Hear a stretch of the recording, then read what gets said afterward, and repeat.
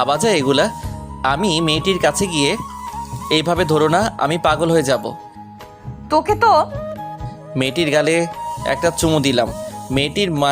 মেয়েটি মানে পুলিশিনী আমাকে ছেড়ে দিয়ে একটু দূরে গিয়ে, তোকে তো আমি আসো আসো, তাড়াতাড়ি। ম্যাডাম আপনি শান্ত হন। তুই রানাকে কেন মারলি?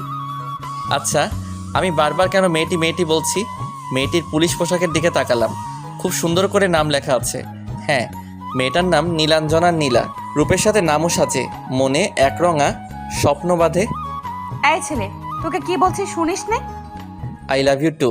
রাজ, মুরাদ, সাফি ওরা অবাক হয়ে আমার দিকে তাকিয়ে আছে। ওরা ভেবেছিল এতক্ষণ আমি মজা করছিলাম, কিন্তু আমি যে সিরিয়াস ওরা বুঝে নাই। এখন হারামিরা বুঝছে। এই ফাজিল পোলা, আমি তোকে কখন আই লাভ ইউ বলছি? এই তো এখন।